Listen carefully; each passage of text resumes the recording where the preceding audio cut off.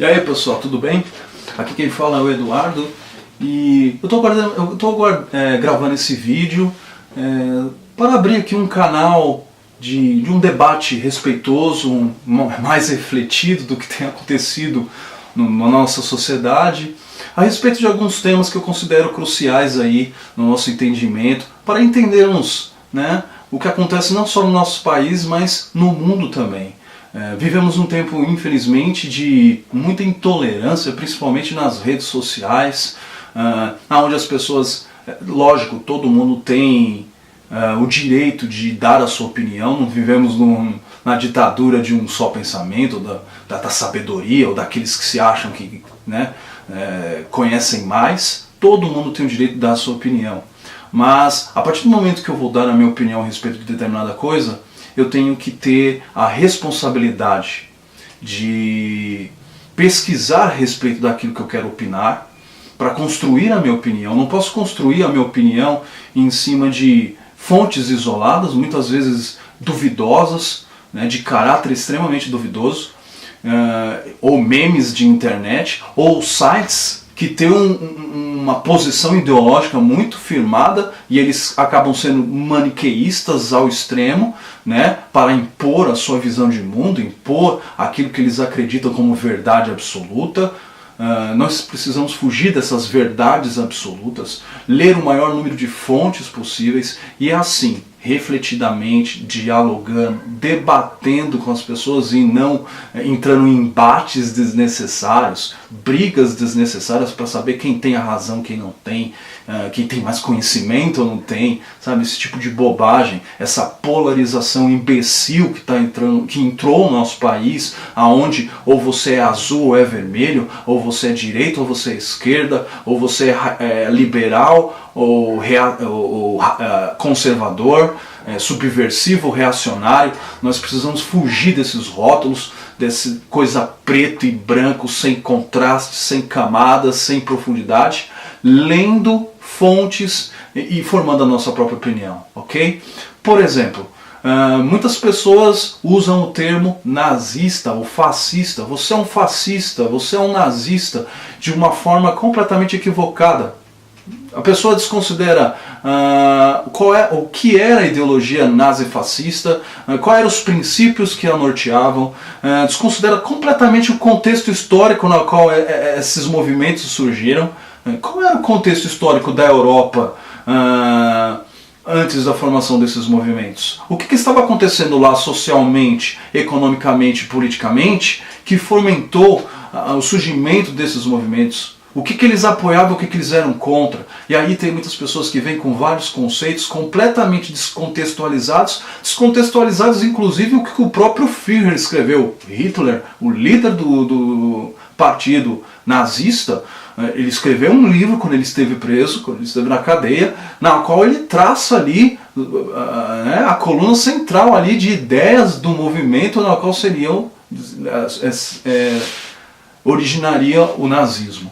E ali ele mostra ali o que ele era contra, o que ele acreditava ser certo, e muitas pessoas criticam, por exemplo, o nazismo, assim como criticam o comunismo, ou criticam o capitalismo, ou criticam o liberalismo, ou outras formas de economia, e muitas vezes criticam sem nenhum conhecimento de causa. Criticam sem ter lido nem sequer um livro base. Como é que eu vou criticar o nazismo se eu não sei aquilo que o nazismo acreditava e defendia? Então nesse vídeo não vou me aprofundar tanto, porque o tema é vasto, né, e não é algo fácil, né, exige muita leitura, exige muita depuração de fatos, mas nós vamos discutir um pouquinho aí desse contexto aí do que fomentou o nascimento aí dos movimentos totalitários ali, italiano e germânico, mais em cima da Alemanha, né? Muitos historiadores acreditam que o fascismo italiano isolado, ele não teria uma grande abrangência, ele não teria saído da Itália, né? Mussolini não teria condições, força de exportar essa ideologia do fascismo italiano para outros países da Europa. foi justamente a sua união com Adolf Hitler, né, e a ascensão do nazismo na Alemanha que propiciou com que o ideário nazista ele fosse extrapolado para outras regiões fora Alemanha e Itália. Ok? Então, se a gente pensar no contexto histórico ali, início do século XX, que não é muito diferente do que está acontecendo aqui no nosso período aqui, né? Nós vivemos um mundo hoje que o quê? Marcado por crises econômicas sucessivas que trazem um grande desconforto a todos, porque a economia é uma questão muito sensível a qualquer sociedade, a qualquer nação. Mexeu com a economia, mexeu com o bolso das pessoas, mexeu com o estilo de vida das pessoas. E muitas vezes essas consequências econômicas elas estão atreladas a decisões políticas.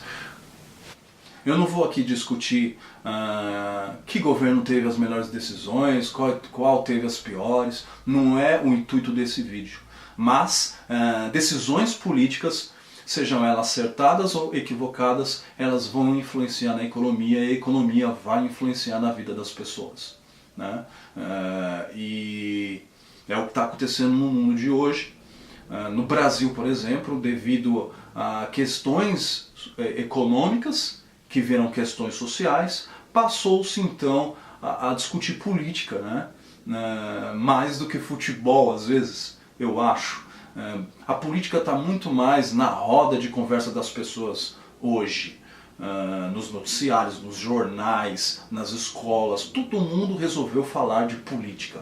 Por quê? Porque a situação econômica que nos encontramos fez com que as pessoas parassem para pensar e refletir e estudar para abraçar determinada bandeira, criticar determinadas atitudes políticas, né? No início do século XIX, ele era muito influenciado, a sociedade europeia, se eu posso dizer assim, era muito influenciada pelo que aconteceu pós-Revolução Francesa. A Revolução Francesa, que foi uma revolução burguesa, né? Ela trouxe alguns valores importantes para a construção das sociedades modernas, dos estados modernos, que era as democracias liberais. O que era uma democracia liberal? Eram sociedades na qual elas tinham uma constituição, e essa constituição defendia os direitos dos cidadãos, a propriedade privada, a escolher os seus representantes, né, democraticamente. Então a Revolução Francesa ela trouxe os ideais da democracia, do indivíduo poder se manifestar, da imprensa, né, do direito à opinião e daquilo que é das coisas que são mais básicas para a pessoa poder viver de forma digna. Esse pensamento do iluminismo, né, ele atravessou aí até o século XIX, norteou o pensamento das sociedades até então do século XIX, fomentando o crescimento da ciência, da tecnologia. Isso daí também tem muito a ver o avanço do capitalismo, né? Tivemos também ali na Inglaterra a Revolução Industrial, que mudou tudo em questão de produção.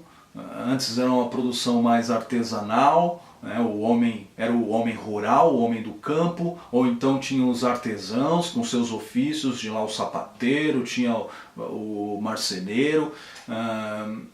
Então a pessoa ela tinha, não é que nem hoje, né, que está tudo, a economia ela é tão atrelada, né, tudo tão global. Nessa época não, era coisa mais artesanal e o camarada exercia ali o ofício dele e acabou, né? Ele se virava, vamos dizer assim. Com a Revolução Industrial mudou-se drasticamente isso daí. O homem que estava ali no campo, né, o agricultor, ele foi para a cidade, começou né, a Revolução Industrial ela exigiu isso daí. O camarada ele tinha que sair do campo, que já não estava mais dando para ele se sustentar, para ele sobreviver, e ele teve que ir para a cidade. O artesão, a mesma coisa, abandonando seu ofício e indo para os meios urbanos. De um artesão e um agricultor se tornaram ali o que? Um operário de chão de fábrica. E esses operários, né, pós-evolução, durante a Revolução Industrial e século XVII, século XVIII, XIX, esse operário ele trabalhava em um regime de trabalho deplorável, uma situação horrorosa, né? Ele trabalhava sem nenhuma garantia, não tinha nenhum direito, ele podia ser mandado embora a qualquer momento, ele trabalhava muito mais do que 12 horas por dia, né? Então não tinha direito ao descanso, não se alimentava direito, as condições do serviço eram as piores possíveis, havia trabalho infantil descaradamente, né? E isso tudo para ganhar um salário mísero e viver cortiços, né? De forma deplorável, sem alimentação adequada e por aí vai. Isso começou a gerar um senso de classe desse operário, né? Ele passou a perceber que ele era explorado e que ele era uma peça fundamental ali no sistema capitalista. Era o que produzia. Ele não tinha os meios de produção, mas ele era o que produzia. Então a Revolução Industrial, além de trazer o progresso, a ciência, né, o avanço da técnica, o aumento da produção, o deslocamento, o êxodo da região rural para a urbana, também trouxe uma efervescência nas relações entre as pessoas concernente ao trabalho. Isso foi inevitável, né? A luta do patrão com o operário, né? O patrão ele querendo o lucro, tendo por objetivo sempre o lucro, e o operário querendo melhores condições de vida, melhores condições de trabalho. Então o século XIX ele termina, e início do século XX, com um grande otimismo a respeito dessas ideias iluministas, do avanço da ciência. O século XIX ele gerou um dos maiores pensadores da história da humanidade, se você for para pensar, né? Você teve ali Darwin, né? Você teve Freud ali no século XX, no começo do século XX. Você teve grandes pensadores que levaram a ciência para patamares assim jamais imaginados pela humanidade. E você teve também ali o avanço tecnológico, né? O avanço da produção em massa, o barco a vapor, a eletricidade, depois veio o motor a explosão de combustível, né? Teve fases da Revolução Industrial, primeira fase, segunda fase, e com isso a ciência e a tecnologia só avançavam. Isso trazia um sentimento de segurança e de otimismo muito grande da Europa, Estados Unidos, né? A sociedade mundial na época. Mas também, em contrapartida, você tinha essa questão do trabalho, essa efervescência trabalhista de desgosto de muitos marginalizados que tinham que trabalhar para sobreviver e muitas vezes em situações deploráveis. Bem, esse otimismo ele tem fim quando? Quando você tem um estopim ali da Primeira Guerra Mundial, em 1914. A barbárie que se transformou essa guerra desmoronou o castelinho de cartas ali, de sonhos ali, das pessoas que acreditavam nesses valores aí cegamente. Outro efeito colateral, vamos dizer assim, trazido pelo capitalismo, foi os movimentos imperialistas, a corrida imperialista. Os países com industrialização já avançada, eles queriam cada vez mais matéria-prima, barata ou de graça, e mercado consumidor para vender produtos trabalhados e industrializados. Então o que essas grandes nações fizeram? Se lançaram na conquista de terras, militarmente falando, mais fracos do que eles, conquistaram essas terras, África e Ásia, né? E subjugando a sua população e explorando seus recursos naturais. Ouro, ferro, né, e vários outros utensílios, vários outros produtos. E ali eles transformavam esses produtos, né, essa matéria-prima roubada, explorada de outras nações, inferiores a eles militarmente falando, economicamente falando, e transformavam isso daí em produtos industrializados para vender para o mundo inteiro, para vender para mercado consumidor. Essa é a lógica, né, do capitalismo, né? Você produzir o mais barato possível e obter um lucro ali com os produtos feitos dessa produção. O problema disso é que isso começou a acarretar uma certa disputa entre as nações. Então o ambiente político século XIX, começo do século XX, não era uma coisa homogênea, né? Era uma coisa bastante tempestuosa e bastante conflituosa. Se pensarmos na Inglaterra e na França, a Inglaterra foi o berço da Revolução Industrial, né? Inglaterra e França já há muito tempo eram estados nacionais unificados, industrializados. A Alemanha e a Itália, elas tiveram unificações, elas se tornaram estados unificados muito tardiamente. E isso prejudicou eles na corrida imperialista, né? Eles saíram atrás nessa corrida de obtenção de colônias. Então eles tinham o menor número de colônias comparado à Inglaterra e França, por exemplo. E isso gerava um ressentimento alemão, que eles acreditavam, não, nós somos uma grande nação e precisamos ter colônias para alavancar a nossa produção, alavancar a nossa industrialização. Isso foi um dos principais estopins da Primeira Guerra Mundial.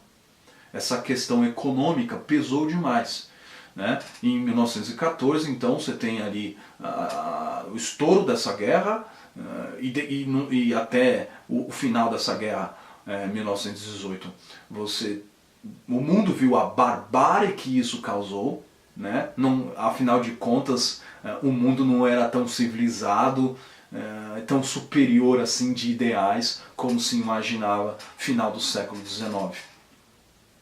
E a Alemanha, ela foi a grande perdedora, todo mundo sabe, ela foi a grande perdedora desse conflito, gerando consequências graves para ela, né?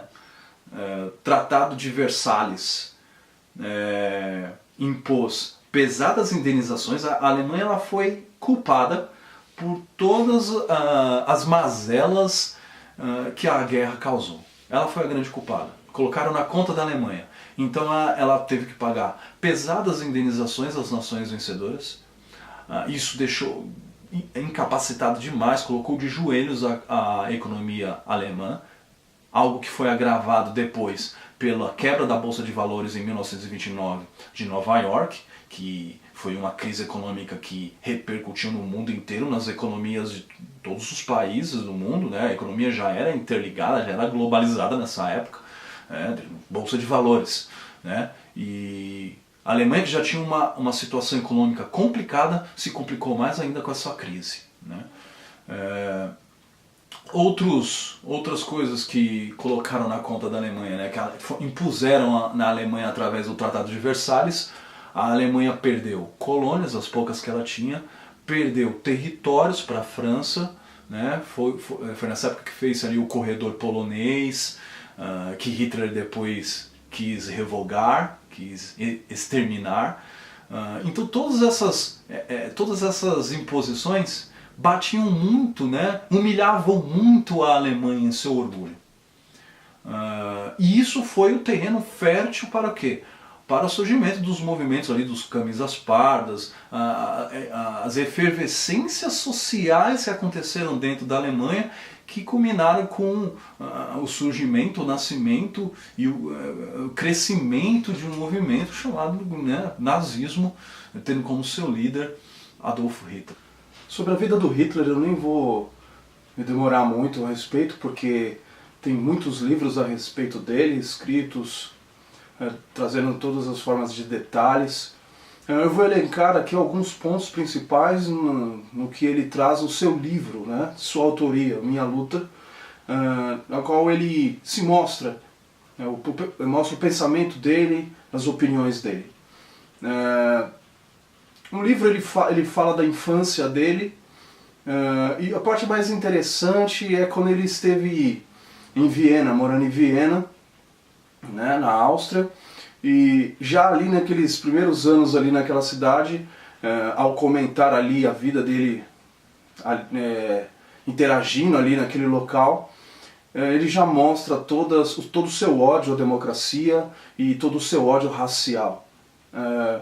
Ele descreve oportunidades em que ele esteve no parlamento, acompanhando as discussões públicas dos representantes do povo, e ele via aquilo com um extremo tédio, algo que não levava a nada, porque ele tinha uma concepção, sempre teve a concepção de um déspota e de um ditador, que a vontade de um homem com vontade para a mudança e com um intelecto superior e com a liderança eficaz, seria capaz de governar um país. Não há necessidade de democracia, não há necessidade de discussão pública, de um número representativo de pessoas discutindo um determinado assunto de interesse social. E também ele fala a respeito da sua visão sobre raça ali, já nos primeiros anos ele vivendo ali, ele vendo vários tipos de pessoas, a imigração, né, a questão dos êxodos pelo mundo, não é uma coisa nova, não é uma coisa de hoje, apesar de que hoje está em voga discutir isso, porque você está tendo esse problema na Europa, você está tendo esse problema nos Estados Unidos, você tem o Trump aí endurecendo aí a questão da entrada de imigrantes, mas isso sempre foi um problema, né, na Europa. No começo do século XX não é diferente. E ao Hitler ver aquele mosaico de pessoas, né, de etnias diferentes, ele relata, ele descreve ali no seu livro que ele via isso com um verdadeiro asco. Ele sentia nojo daquilo, principalmente aos judeus. No livro dele ele mostra bastante, ele deixa bem claro o seu ódio aos judeus, a gente vai falar isso mais pra frente. Hitler ele destaca em seu livro 3 pontos que eu gostaria de discutir aqui. Primeiro ponto, o nazismo ele era contra as democracias liberais. Aqueles regimes democráticos, de eleitos escolhidos pelo povo, que discutiam assuntos, né, à base da votação, do desejo da maioria. O nazismo era completamente contra isso daí. Ele escreve no seu livro essa frase: uma coisa não se pode e não se deve esquecer: a maioria jamais pode substituir o homem. Ela é sempre advogada não só da estupidez, mas também da covardia. E assim como 100 tolos reunidos não somam um sábio, uma decisão heróica não é provável que surja de um centro de covardes. Então ele acreditava que a democracia era um centro de covardes, eram tolos reunidos ali, e que eles não tinham a capacidade de chegar a uma decisão ao bem comum. Né? Então isso aqui não sou eu que escrevi isso está no livro dele. Isso mostra a posição contra a democracia, contra as democracias liberais ali da Europa no começo do século XX. Isso me preocupa quando eu vejo um grande número de pessoas nas ruas pedindo o fim dos partidos políticos, pedindo a volta dos militares no poder. É exatamente isso que o nazismo pregava. O nazismo, outra característica, é que ele era extremamente militarista. Militarista, voltado à indústria bélica. Isso foi uma das coisas que impulsionou a volta do poder econômico da Alemanha, muito atrelada à indústria armamentista, quando Hitler rompeu um dos pontos do Tratado de Versalhes, né, voltou a armar a população e formar um exército para as pretensões dele, né, de megalomaníaco maluco, de conquistar a Europa e depois o mundo. Então, quando eu vejo pessoas pedindo fim dos partidos políticos, na verdade você está indo contra um dos princípios da democracia, que é o princípio da representatividade, o princípio da representação de várias classes da sociedade. A gente não pode levar em consideração determinados setores da sociedade e que o desejo desses setores se sobrepõe aos demais, né, inclusive as minorias. Não.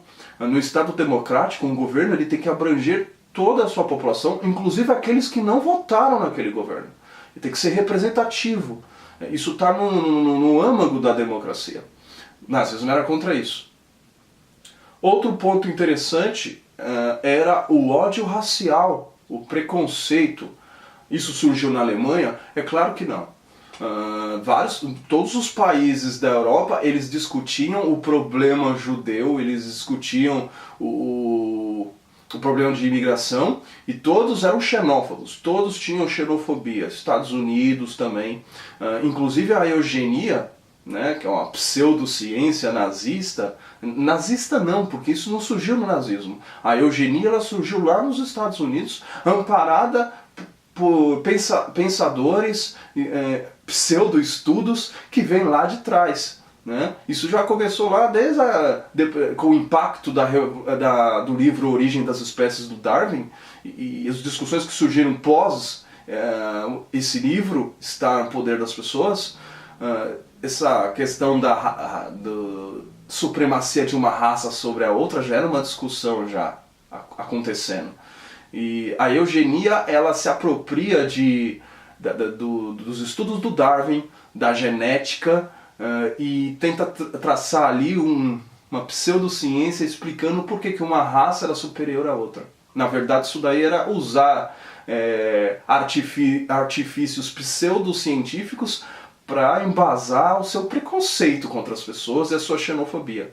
E Hitler usou esses artifícios no seu livro para criar a sua base do ariano puro e superior aos demais, e o plano judeu para manchar essa pureza de sangue e destruir a cultura alemã, destruir a nação alemã.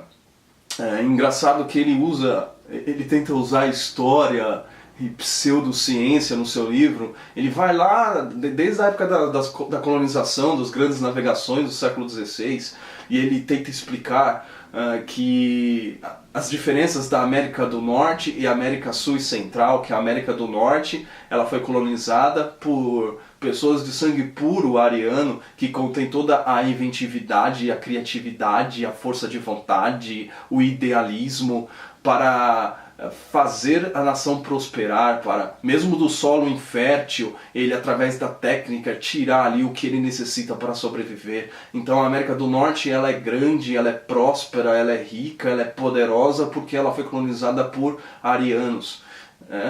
No começo não tinha sido maculado ainda o sangue dos peregrinos que formaram as 13 colônias da América. Já a América Central e do Sul foi um sangue latino misturado com indígena, e isso explica o porquê do subdesenvolvimento desses locais. Isso é o que passava na cabeça do cara.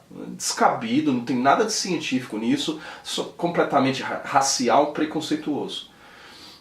Ele falou também das invasões lá na época do Império Romano, as invasões bárbaras, e conforme foram se criando ali as colônias, né, germânicas, o judeu chegou ali como um negociante, um intermediador. O ariano ele era o agricultor, era o que plantava, era o que tirava o seu sustento da terra, não existia exploração. E o judeu chegou ali como negociante. Ele coloca o judeu como grande mentiroso, né? o mestre na mentira, e de forma ali audaz, mentirosa, ele foi envolvendo ali o agricultor e começou a financiar aquilo com o seu dinheiro, né? E com isso o judeu ele começou a ganhar projeção econômica ali nessas regiões. Com essa projeção econômica ele começou a controlar a vida das pessoas, segundo Hitler. Até chegar um certo momento em que todos esses arianos produtores estavam nas mãos de financistas judeus. Com o tempo, o judeu ele começou a ganhar também projeção política, né? Projeção econômica traz projeção política, e começou também a colocar os príncipes ali daquelas regiões nas suas mãos, né? Financiando, emprestando dinheiro, cobrando juros desse dinheiro. Ele fala que os juros é uma invenção judaica para enredar as pessoas e mantê-las presas nas suas mãos. Então ele pinta a figura do judeu assim, caricata, mentirosa, com um plano secreto por trás de tudo que faz para dominar as pessoas. Ele escreve isso aqui, essa frase achei interessante no livro dele. Isso entra a questão também, outro ponto do nazismo. Ele era anti-marxismo, completamente. Se você ler os escritos, você vai ver que ele era anti-marxista. Os judeus, eles eram um povo sem Estado, né? Infiltrado. Nós sabemos que depois da destruição de Jerusalém, no ano 27 da nossa era, houve essa diáspora, e os judeus eles foram para vários locais da Europa. E Hitler acreditava que esse era o plano judeu. Eles se infiltravam nas nações Os homens judeus, eles não se casavam com pessoas não judias. Essa era uma atitude do judeu para a preservação da pureza do seu sangue, vamos dizer assim. Só que as judias, elas se casavam com alemães, com outras nacionalidades, justamente para denegrir ali o sangue alemão, trazer ali um subdesenvolvimento à raça, vamos dizer assim. Ele acreditava nisso. E pelo fato do judeu não ter Estado, isso era um plano para ele se infiltrar nas outras nações e tirar a pureza do seu sangue. Como eu falei, ele fala da natureza em um dos capítulos, né, como a mãe suprema para esculpir a civilização, né, ele usa conceitos da sobrevivência do mais apto, da seleção natural e da genética para apoiar ali uma ideia ali de pureza do sangue, que todo o poder de uma nação está de manter a pureza do seu sangue. Ele fala que os primeiros, né, os primeiros que criaram a civilização e o desenvolvimento tecnológico e as artes foi o ariano, devido a essa pureza de sangue. Lembra que eu falei que no século XX havia essa questão aí do surgimento dos movimentos socialistas, né, das revoluções sociais, o atrito ali do operariado ali querendo mais direitos. E toda a Europa ela estava receosa contra esses movimentos adentrarem as suas fronteiras. Na Alemanha não é diferente. O nazismo ele não era a favor do movimento bolchevique lá na Rússia. Ele não era a favor das ideias de Marx. Hitler, né, da sua cabeça doentia, ele achava que o movimento marxista ele era um movimento judeu. Como assim? Como o judeu ele tinha ganho as rédeas ali do poder econômico, e isso começou a gerar um monte de ressentimentos ao povo alemão por ser explorado, ele coloca a figura do judeu como alguém que vinha se aproximar do operariado alemão, fingindo simpatia pela condição que eles se encontravam economicamente falando, e traçando ideais, uma teoria de justiça social, de ajuda, que na verdade nada mais é do que outro engodo, outro engano para ter o operariado alemão em suas mãos. Para Hitler, os judeus já tinham a burguesia em suas mãos, porque os judeus tinham a imprensa, era aliada à maçonaria, tinha o poder econômico, tinha o dinheiro nas suas mãos. Só que eles queriam o poder sobre as massas, e as massas eram o operariado. Então, para fazer isso, eles construíram uma ideologia, uma teoria, na qual eles se colocam ao lado do operariado, mas na verdade Hitler fala que eles estavam do lado deles mesmos.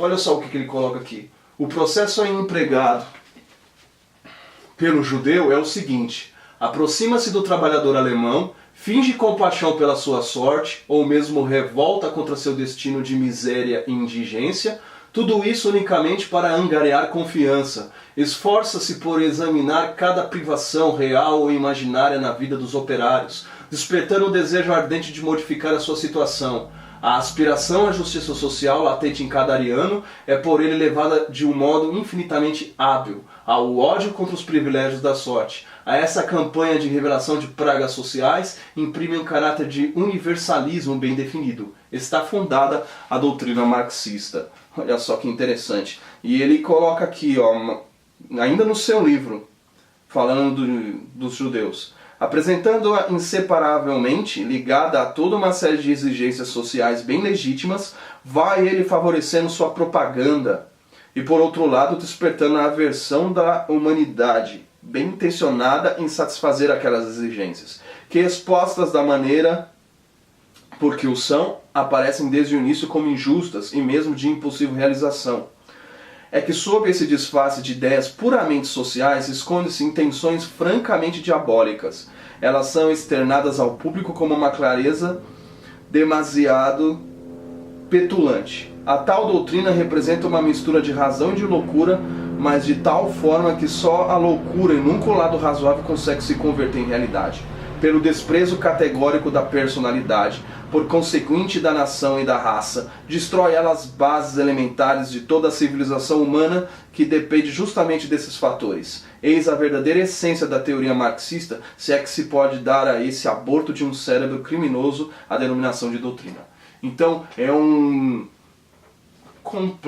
completa ignorância, né? Falar que o nazismo ele era marxista, que o nazismo abraçava os movimentos de extrema esquerda. Isso é bobagem. Aí alguns usam o argumento, mas ele se aliou com Stalin no início da guerra. É lógico que ele se aliou com Stalin, não por questões ideológicas, sendo que eu acredito que ele já ambicionava quebrar essa aliança. Isso se provou depois que ele declarou guerra à União Soviética mais pra frente na Segunda Guerra Mundial. E isso, na minha opinião, acarretou a derrota dele, né? Porque ele abriu mais uma frente de batalha, sendo que ele não estava conseguindo invadir Londres. Mas é um absurdo unir marxismo e nazismo em cima do que o próprio líder do nazismo escreveu, né? As palavras estão aí. Ele considerava o aborto de um cérebro, a pessoa ser totalmente estúpida, dar ouvidos a essa teoria que na verdade era um engodo judaico, maçônico para destruir a Alemanha. Isso era o que passava na cabeça dele. Então ele fazia essa visão totalmente estereotipada do judeu, né? O narigudinho, mentiroso, trapaceiro, que queria destruir a nação alemã, contaminando o seu sangue.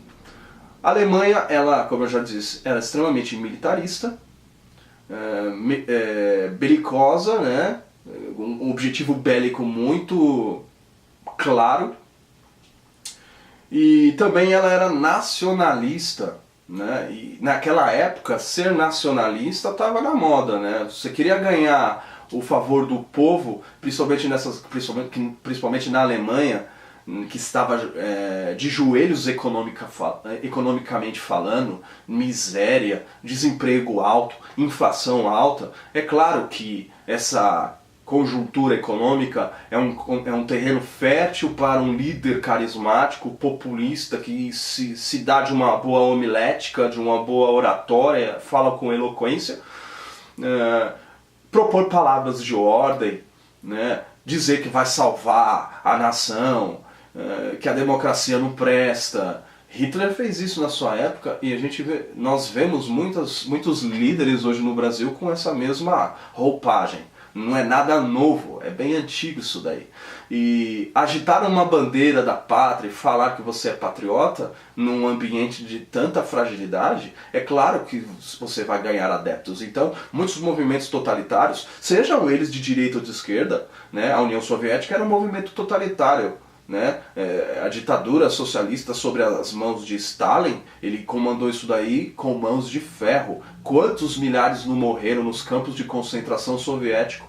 Pessoas trabalhando em estradas de ferro, né, montando trilhos ali para estradas de ferro, trabalhando sem descanso, a temperatura de 56 menos graus. Né, morriam de frio, se não morriam de frio, morriam de fome. A pessoa ela tinha uma meta a cumprir ali naquele trabalho, se ela não chegasse a essa meta, ela não ganhava sua ração diária, que era um pouquinho de comida. Então eu gostaria de deixar bem claro aqui nesse vídeo, eu não estou defendendo regime totalitário nenhum, seja ele de esquerda, seja ele de direita, são todos deploráveis. Eu sou a favor da democracia, com todos os seus vícios, com todos os seus problemas. Nós devemos aperfeiçoar a democracia e não jogá-la fora e trocar ela por uma ditadura.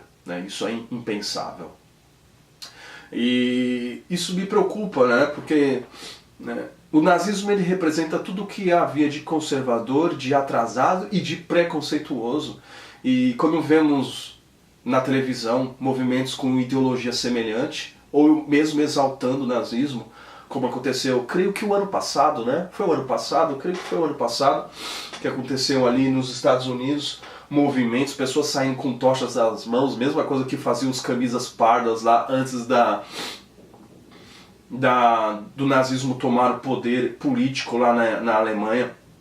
Os seguidores de Hitler, eles saíam nas ruas com tochas nas mãos, gritando palavras de ordem, palavras de cunho racista, preconceituoso, antidemocrático, e espancavam aqueles que pensavam diferente, espancavam comunistas, perseguiam ciganos, perseguiam judeus. Os primeiros campos de concentração nazista não foram para prender judeus, foram para prender presos políticos, principalmente comunistas, que pensavam diferente do partido nazista. Depois vieram, né, os racialmente inferiores conquistados ali, considerados ali pelo movimento. E hoje nós vemos pessoas saírem das suas casas com tochas nas mãos, repetindo essa baboseira, gritando palavras de ordem, preconceituosas, elevando aí uma tal de uma superioridade, né, uma supremacia branca, completamente desequilibrados, né, levantando fantasmas do passado, como a Ku Klux Klan, com teor racista, completamente racista, bandeiras dos confederados da época da Guerra Civil Americana, dos Estados do Sul que eram a favores ainda da escravidão, bandeiras nazistas, e pessoas em ambos os lados discutindo e brigando. Não é um debate isso é a barbárie, falta de civilidade, falta de inteligência. Então eu gostaria de terminar esse vídeo aqui apelando, né, seja lá quem for ver isso daqui, ver essa gravação, por mais simples que ela seja, põe a mão na consciência, pense a respeito desse momento complicado que nós vivemos. Vamos pensar que no nosso país nós também sofremos desse mal, né, dessa doença chamada preconceito. Você não pode nem sair com determinada roupa na rua, uma roupa vermelha, que já é motivo para agressão, desrespeito, né? Então, vivemos um momento de intolerância política, ideológica, não somente a questão racial, que também existe. Então, mande esse vídeo para pessoas, seus amigos, conhecidos, vamos conscientizar o maior número de pessoas possíveis de que somente através da tolerância, do debate respeitoso e sadio, da troca de ideias, é que nós vamos chegar a algum lugar. E não através do ódio, da intolerância, daqueles que são ou pensam diferente de nós. Ok? Eu gostaria de indicar 2 livros aí para você ler, talvez você já tenha visto, ouvido falar. Um deles é este daqui, A Era dos Extremos, do Eric Hobsbawm.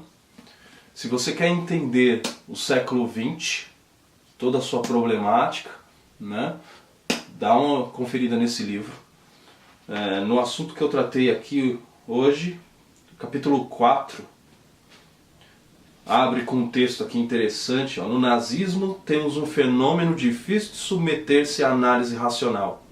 Sob um líder que falava em tom apocalíptico de poder ou destruição mundiais, e um regime fundado numa ideologia absolutamente repulsiva de ódio racial, um dos países mais cultural e economicamente avançados da Europa planejou a guerra, lançou uma conflagração mundial que matou cerca de 50 milhões de pessoas e perpetrou atrocidades, culminando no assassinato mecanizado em massa de milhões de judeus, de uma natureza e escala que desafiam a imaginação. Diante de Auschwitz, os poderes de explicação do historiador parecem deveras insignificantes. Dá uma conferida nesse livro, muito interessante. E o outro que eu gostaria de indicar é do Richard Evans, acho que é assim que fala o nome dele. O Terceiro Reich no Poder, na verdade é uma coleção de 3 livros, mas esse daqui, O Terceiro Reich no Poder, você vai ver como é que era a Alemanha nazista. Propaganda, nas escolas, né, o culto ao líder, a personalidade do líder, a intolerância e a perseguição às minorias. Terceiro Reich no Poder, muito bom também. Eu espero que esse vídeo seja útil, tenha tirado algumas dúvidas. Compartilhe com seus amigos, ok? Vamos fazer uma corrente do bem aí para tentar discutir algumas coisas fora do senso comum, ok? Um abraço, valeu!